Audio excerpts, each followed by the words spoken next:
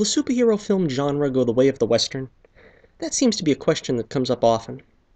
There's no denying that we're living in a golden age of comic book cinema right now, but it continues to be speculated that oversaturation is going to cause the genre to play itself out. No less than Steven Spielberg himself has made such comments as well. With the possibly record-breaking 7 superhero films coming out this year, is the danger of oversaturation a real concern? Will the comic book genre come crashing back down to 1 or 2 mediocre at best movies every 3 years?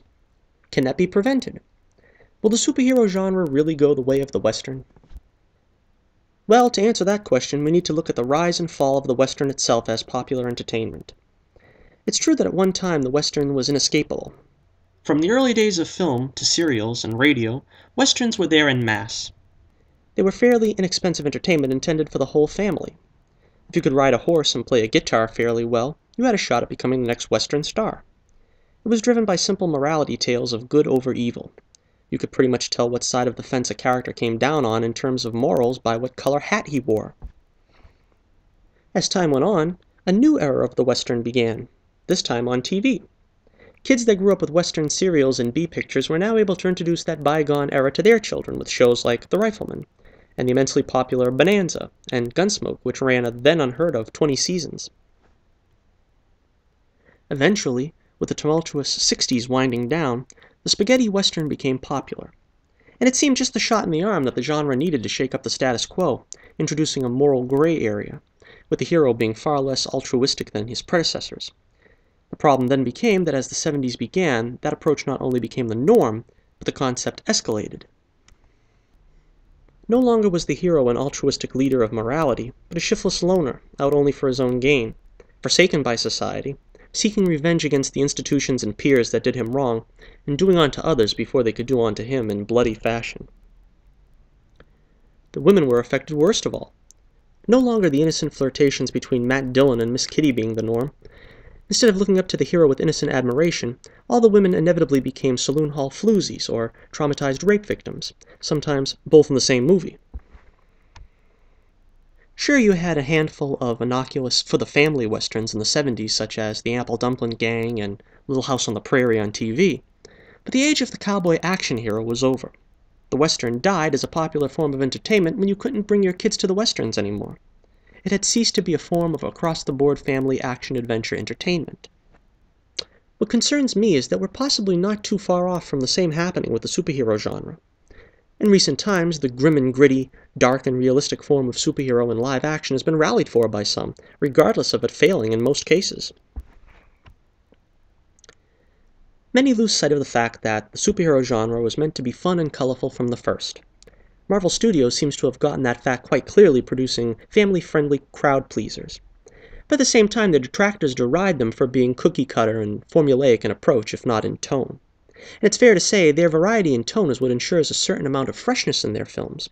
They range from comedic space opera, to period piece, to heist film, to political thriller, to the old-school 4-color comic style. However, these same detractors tend to applaud the modern morose superhero fare such as The Amazing Spider-Man and Man of Steel, films that tend to underrepresent the fact that the superhero genre is equal parts wish fulfillment, that there is an equal blessing as well as curse to being fated with tremendous power. That's not to say that a comic film can't have a deeper message than the superficial good versus evil clash, but you risk a good segment of the audience by going too dark. For example, the Joker is a classic villain, in any incarnation. When I was a kid, he was a killer, sure, but the amusement came from his humorous ways of dispatching people. That sense of light-hearted whimsy has been stripped from the modern Joker. Is there anything less whimsical than sticking a knife down someone's throat? The Joker, at his best, should make kids laugh at his creepy antics instead of running out of the room in horror. But the modern fan seems to want him as perverse as possible because, nothing says entertainment like a sick puppy killing and crippling people left and right. The X films have also sacrificed a great deal of its appeal to kids by becoming darker and darker. Not only in including the odd partial nudity and quote-unquote adult situations, but in adding what appears to be a prerequisite F-bomb in every film.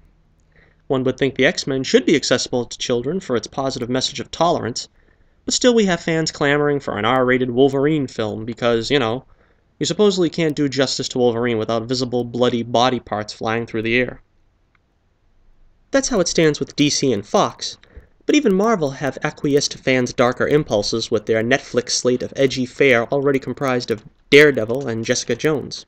The former far too violent, and the latter unequivocally not for the kids. Now, some may doubt that going darker will lead to the fall of the superhero genre on film. But consider what happened in the comics when the same thing was tried. The 90s were a dismal time for comics when the dark and violent were being encouraged. That's pretty much when I stopped collecting comics as a kid. Many did. Some came back. But you don't have kids being raised on comics anymore like I was. It's become more a niche market for older fans. I dare say the only way kids get into comic book properties these days is through the live-action films and television shows. And that's why it's so important to leave the door unbarred for kids to have the same passion for these characters that we've grown to have. So the next time you hear someone advocating an R-rated Batman film, stop and think, is that how you were introduced to Batman as a kid? Would you even be a fan now if the comic book genre were as forbidden to you as you want to make it for the next generation of young fans waiting in the wings? Do we really want the comic book genre to go the way of the Western? This is Johnnie Torch stepping down from my soapbox and reminding you, keep the flame burning brightly, and I'll be with you again real soon.